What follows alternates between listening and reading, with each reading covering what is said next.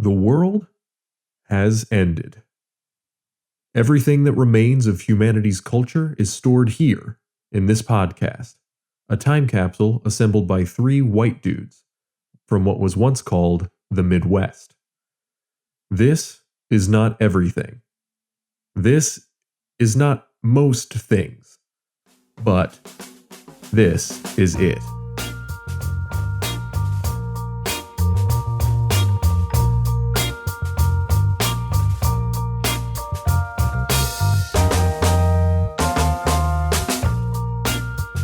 Hello and welcome to another episode of This Is It, a pop culture podcast for the end of the world. I'm Sam Webb. And I'm Gabe Webb. And I'm Daniel Osborne. And we're here to select and perfect some pop culture for you to another word that rhymes with those two words. I read that got really like white supremacist there, like select and select perfect. I got really Oh, worried no, about where that. Mine was going to be... My completion of that was going to be perfect, Oh no. which would make it super white supremacist. We here at This Is It are just about what would you say we're all about? Just making beautiful music together. This is a musical improv podcast, right? Now it is good. Yeah, I like. No, I was saying we're all about conserving and preserving, so you can... I want to leave all that silence in. We're just staring at each other blankly, trying to come up with another word that rhymes with. We're giving you the blueprints so that if you can choose what to rebuild in your society, and if that happens to be, a certain pop culture theme, then you can go for it. Yeah, well, like there used to be this thing called Mad Libs, where someone who was slightly good at premises and not so much good with punchlines took terrible jokes and just removed random words from them and let you be the person who decided, so that regardless of how not funny it was to start, it was always funny that you said but instead of what was supposed to be there. So just take any pauses that we leave for you, and just say the word but out loud in your cave. And trust me, rebuilding your shelter can wait. Yeah, This is more important. Yeah, trying to like get that solar panel to do something other than just be a place for your dying family member. Like a bed, like a platform. Okay. All right. On that note, Sorry about your family member. I'm gonna bring today's topic. Okay, please do. Today, I want us to talk about business, the ways in which we get up, put on our clothes, and go into an office in order to make the money. Whether or not that money will then make us. And so I just kind of wanted to throw first to Gabe. Gabe, business, the office, making money. Yeah. What do you think about it? Well, I think if we're going to choose a singular piece of pop culture that I think captures not necessarily just inner office politics, but like the emotions of the weird emotions of being trapped in the same place with people for 8 hours a day. It would be impossible to discuss this topic without discussing The Office. Yeah. Because like I said, it covers so much ground when you really like stop to think about it. I work, my day job is an office job. I didn't know anyone at the company before I was hired, so I was sort of brought in as a sad 23-year-old stranger, and thrown into this like lion's den of 30 and 40 somethings. And it's so strange, just like how this group of people is so insanely arbitrary. There's like no circumstance under which we would all ever be in the same place other than like because we work here. Yeah. And it's been a weird 3 years of watching that transform into like friendships and these weird relationships, and some of them work and some of them don't, and you have your rivals and you have your like you have your Machiavellian rivals and you have your like I don't know. I think you have your allies too, like that. Right. That, like, I think work politics is a good phrase that we're probably going to use fairly often, and I think that the Office is a good example of like you've got the various sort of archetypes that get played out, and that everybody falls into a role somewhere along that continuum, just because you are interacting with these people every day, so Right. you have to have some sort of relationship with them. Yeah. My whole thing is trying to be the hot temp, like in the office. Yeah. For the sake of disambiguation, I guess I should say we're discussing the American office. Yes. Yeah. And I think that's important. I think the British office is often, for good reason, held up as better TV, but it was also it was Ricky Gervais trying to prove a very specific point, and that was that a very odd point, that the cult of celebrity was a bad thing. He said this in interviews, but I think because it only ran for 2 seasons. But we're talking about the American office instead of the British office, which ran for how long?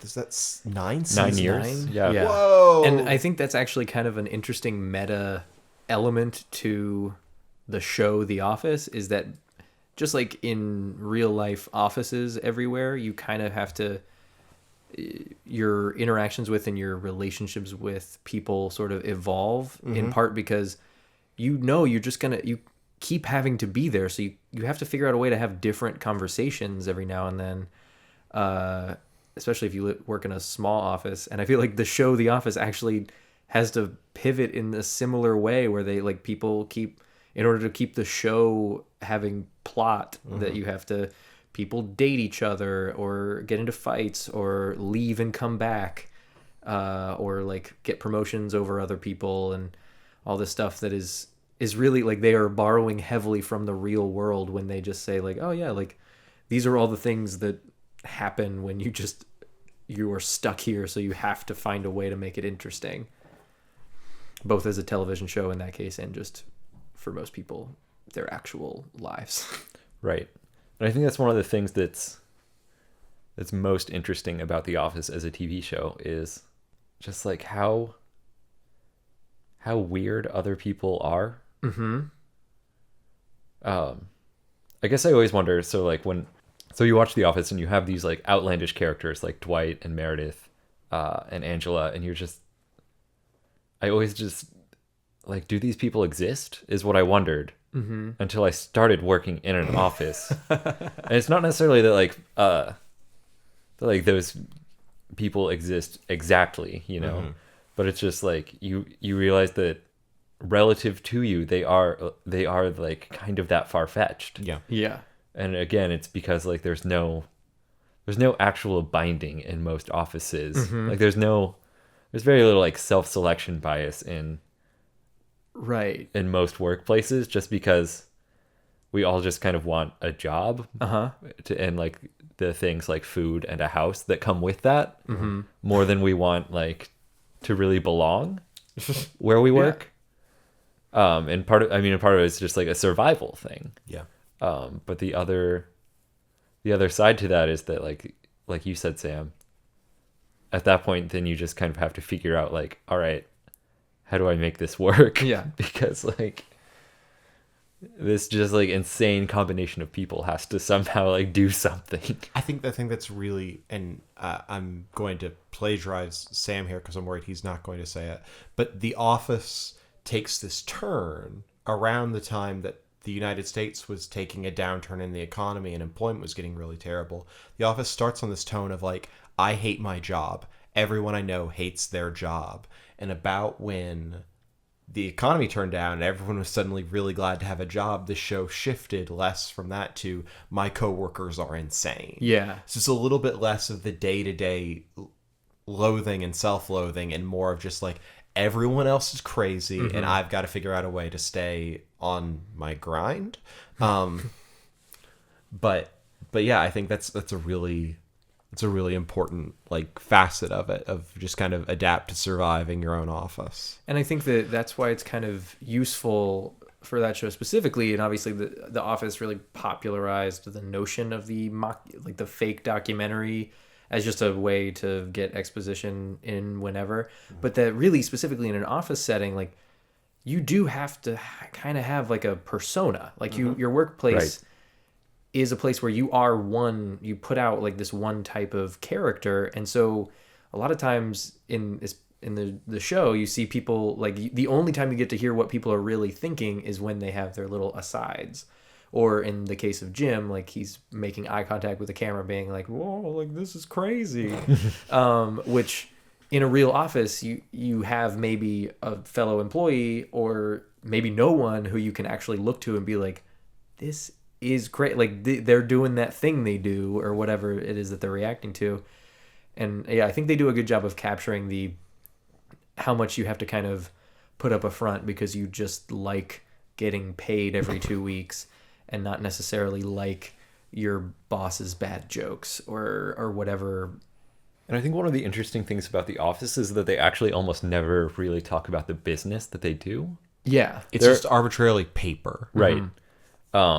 Some people are in sales. Which is which I feel like is kind of a trope of media about offices anyway, because the IT crowd is actually the same way, and that you never find out what the company that they work for does.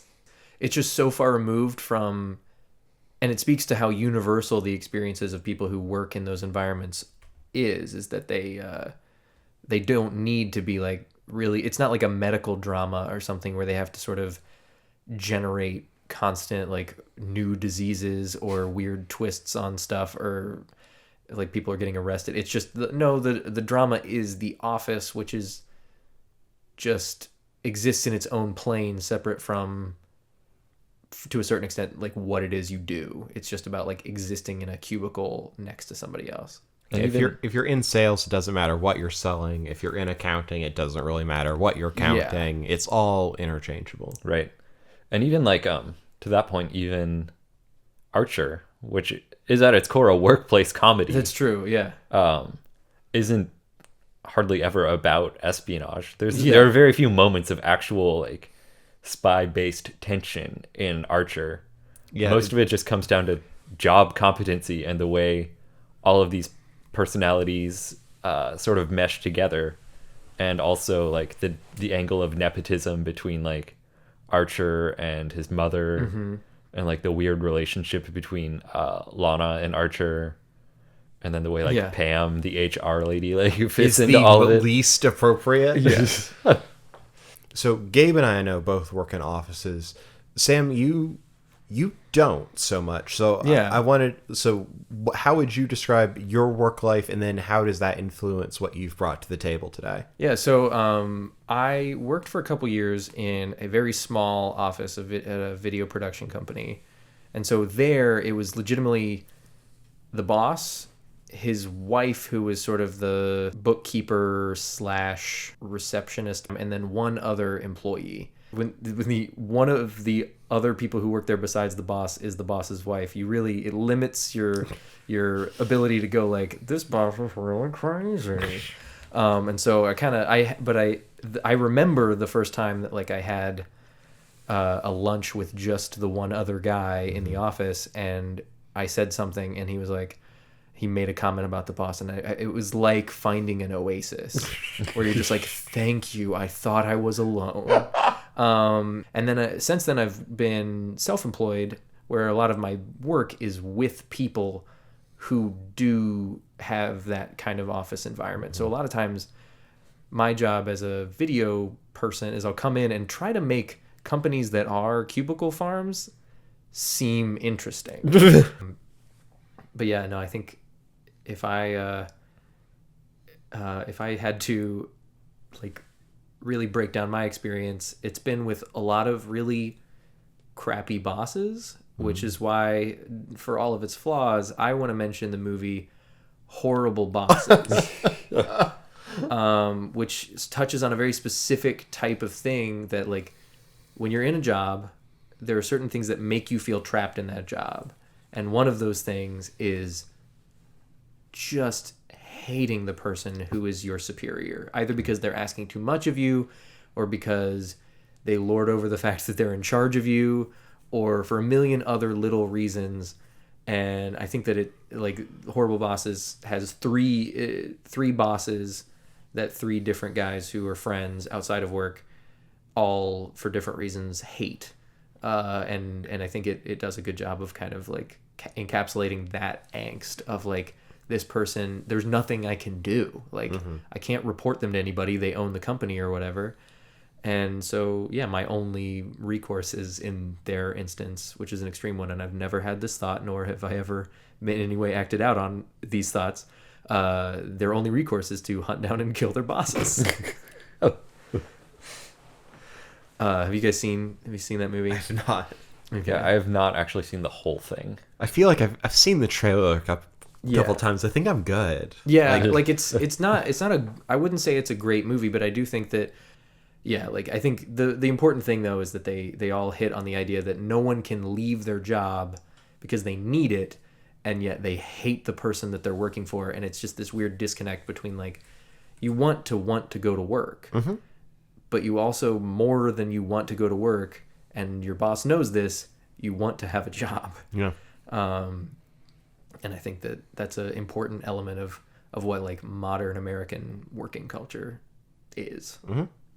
Yeah, I mean, what I brought isn't going to lift anybody's spirits, but I work at an office for a fairly large company, and I have a cubicle, and there are days when like my job is fulfilling and challenging, and I get to solve problems, all that good stuff. And then there are other days when my feelings about myself and what I'm doing don't match that. And so the movie I wanted to bring was the film Up in the Air, directed by Jason Reitman, starring George Clooney and Anna Kendrick, where George Clooney is flying. His job is flying around the country to fire people. He is an independent contractor who works for a company where this is what they do. They have people. They have agents basically that they send around to fire people. He spends like something like 320 days traveling.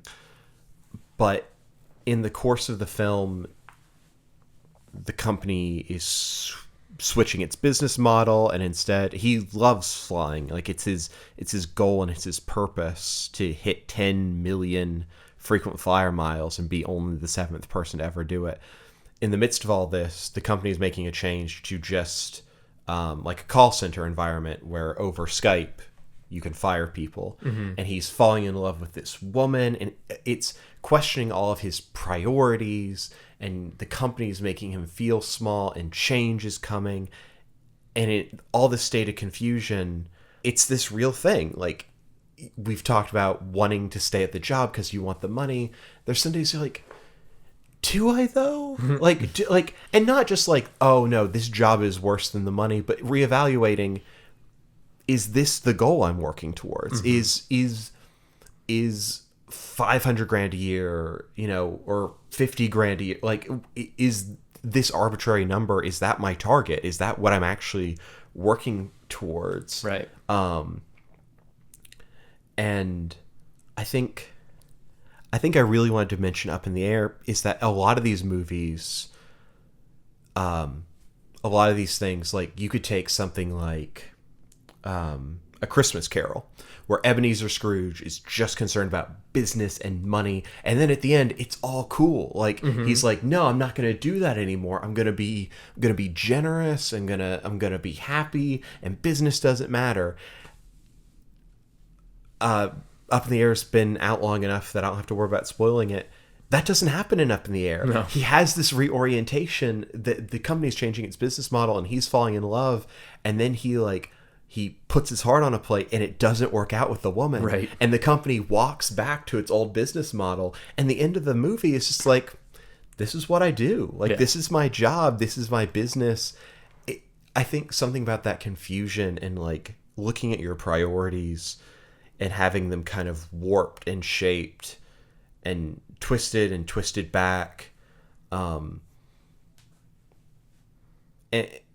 not being in total control of your destiny. I think that's a certain amount of work for anybody, not just people who fly around all day. It's not a great movie. It's a fine movie. I think it really touches on a lot of what, when work isn't being funny, what it is. Right. Yeah. That actually made me think of, I've been re-watching the 3rd season of BoJack Horseman recently. And that made me think of an episode towards the middle where the primary focus of the episode really is Princess Carolyn, BoJack Horseman's agent. / ex-girlfriend. / ex-girlfriend, yeah. Yeah. / cat. / Yeah, she's also a cat. And it focuses on her trying to land BoJack a part in a major blockbuster movie. The leading man in like a Hollywood blockbuster, and at the same time BoJack wants to act in like a small independent film with a director he had worked with in season 2. Yeah. And for whom things kind of fell apart. And sort of prove that he is like a real dramatic actor. Yeah. But the focus of the episode really is Princess Carolyn trying to navigate the waters of getting BoJack both of the things he wants.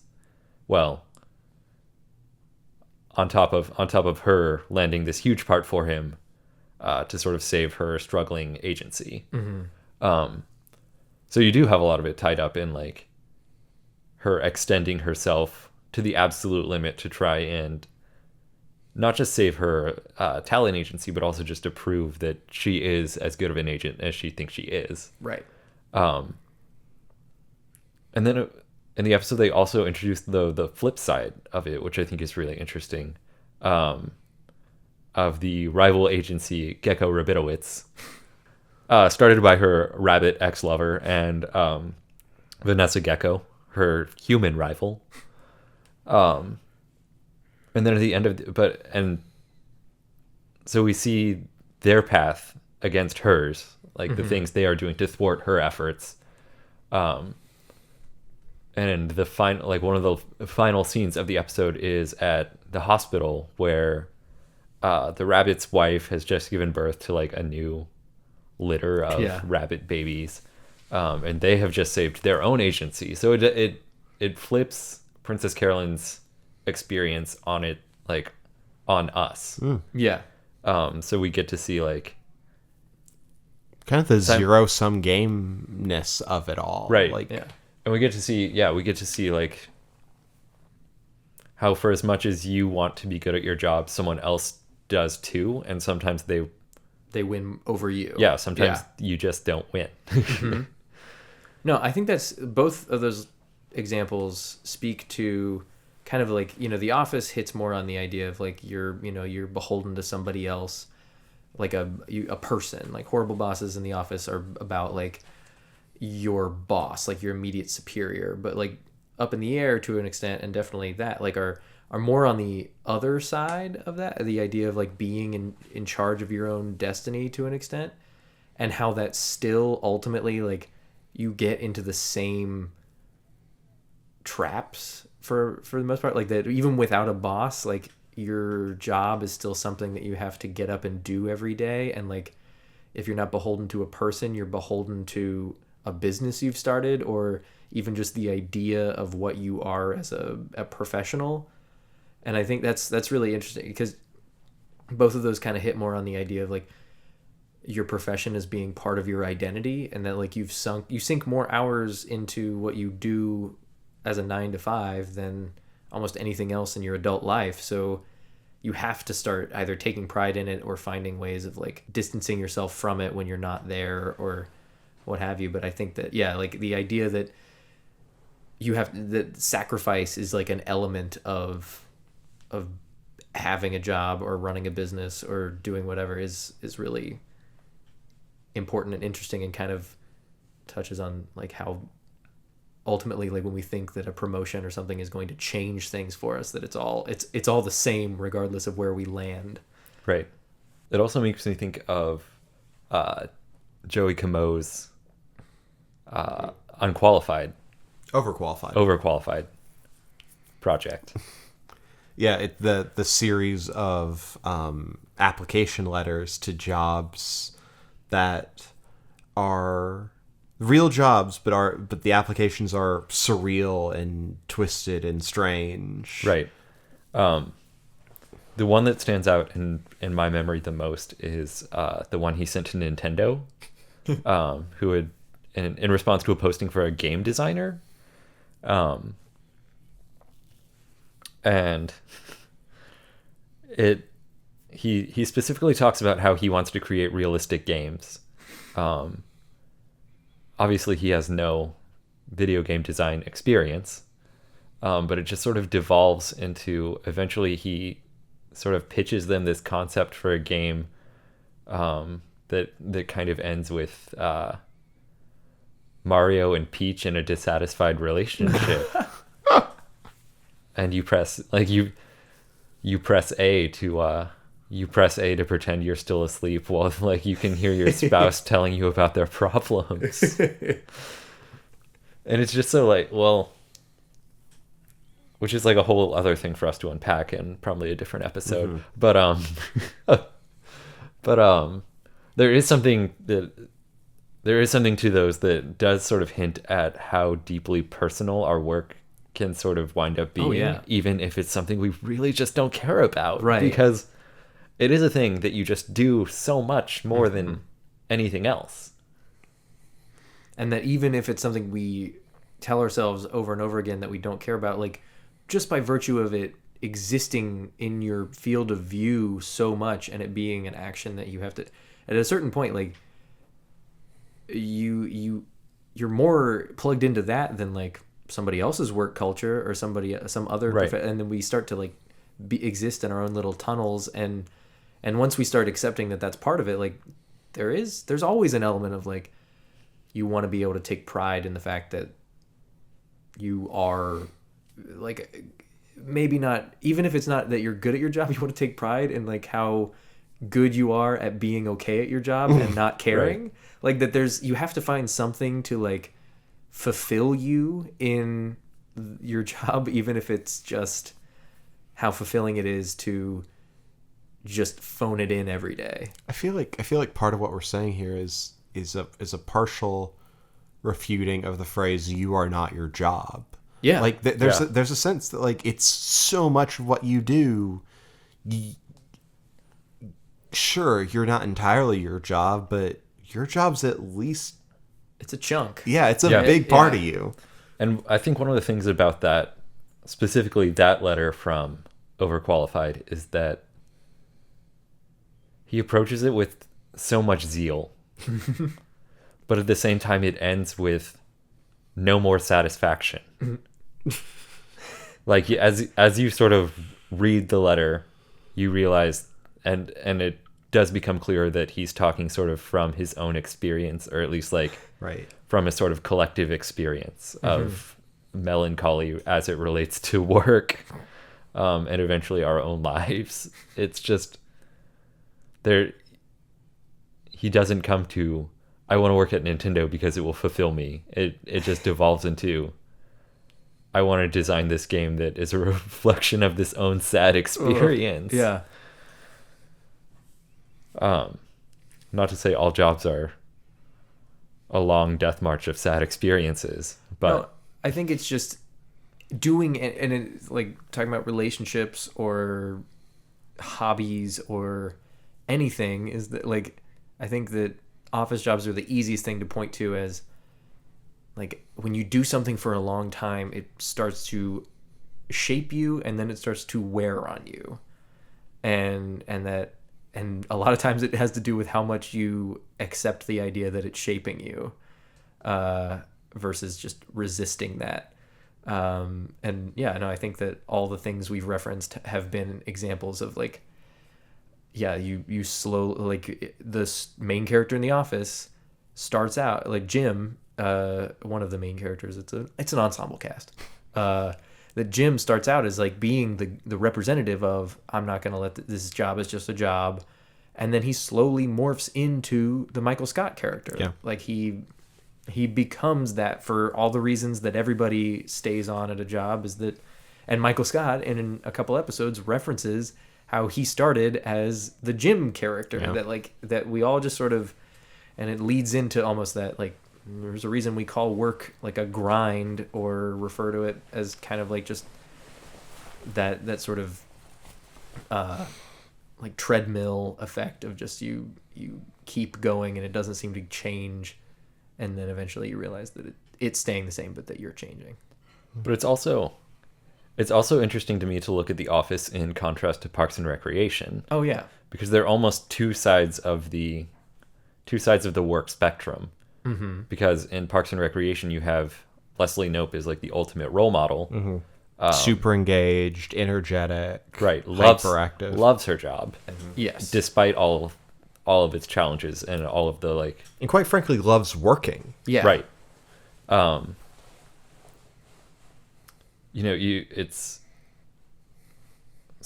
interesting to contrast that angle because ultimately throughout the course of the show, you see like April, the Right. sort of disenchanted young person who only has this job to have a job in the early seasons, become someone who doesn't necessarily like deeply care about her individual job, but at least sort of learns the virtue of work and develops enough that she comes to her own aspirations. That's true. Yeah.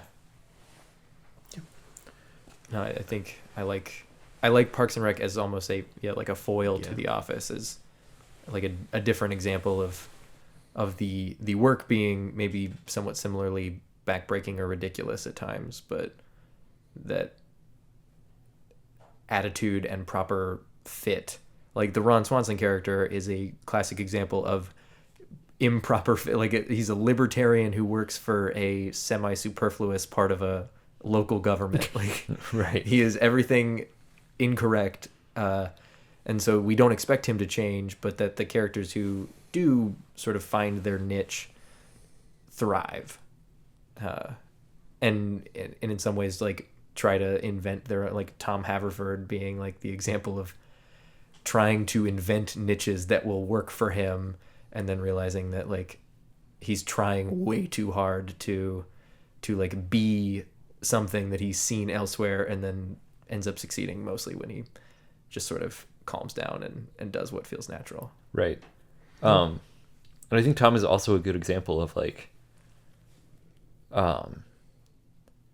because they do have this sort of high of Entertainment 720. Yeah. The like totally bizarre fake entertainment company they start, that eventually runs out of money. Right. Because it isn't really a business. No, like it It's has no just like concept of. a warehouse where they throw parties. Yeah. Because he goes from that high to the, to the low of the inevitable bankruptcy that follows, but back to the high of when he starts Tommy's Closet. Yeah. But then again, back to a low when Tommy's Closet goes under because the weird gynecologist played by Henry Winkler puts him out of business. It's actually Tommy's Closet that puts him out of business. Tom starts Rent-A-Swag. Oh, that's right. That's Henry right. Winkler. Oh no! You're part of the problem, man. Yeah, I know. Brand confusion. Yeah. He needs to work on his differentiation. Yeah, that's why we really hate we here at This Is It really hate the podcast That Was That. Those freaking assholes. But then he like the show ultimately ends on a positive note for him with the restaurant. Yeah. So like again, it's always sort of being picked up and dusted off by the virtue of hard work and sort of putting yourself into like if you work hard, you will eventually like be fine. Mm-hmm. Yeah. Because even the characters who aren't sort of in ideals like Ron Swanson or Jerry, Larry, Gary, Gergich. Yeah. They're sort of these mismatched people for where they are, and even Donna to an extent. They just keep plugging away with like the virtue of hard work eventually just gets them to a place they're supposed to be. No, it's really good. I have two to wrap up that are a little bit different, but before I do that, do you guys have anything else? Any other burning? I think that's it for that's all my for me. well. I just wanted to put in two quick things for people who don't work in offices. First is the now defunct Dirty Jobs with Mike Rowe, which is exactly what it sounds like. A handsome guy with a good voice goes around and hangs out and does dirty jobs with people, kind of under the guise of this is what makes civilized life possible. Yeah, kind of the premise being like, can you believe someone actually does this? Almost, yeah.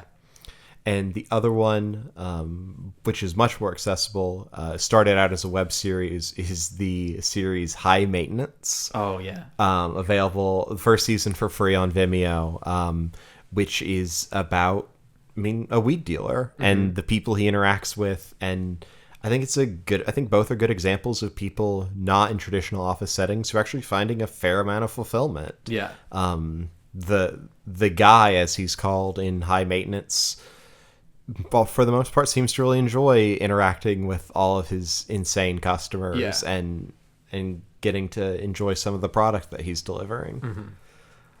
No, I like that as a sort of a counterpoint, Yeah. because that shows all about sort of the joy of the variety of this non-office job, Right. that the guy has. All right. So we've got The Office, Up in the Air, Parks and Recreation, Horrible Bosses, Horrible Bosses, Dirty Jobs, and High Maintenance. and BoJack Horseman. BoJack Horseman. Yeah, One particular episode. yeah. Well, the agency fight episode in the third season of BoJack Horseman, and I think Archer was also. Archer. Yeah. I think those. And Archer, not Ann Archer. Ann Archer wasn't mentioned till just now. So I guess we have to put it in. Yeah. Oh no, it's just talking. Stop talking about this. All right, let's seal it right up. Okay.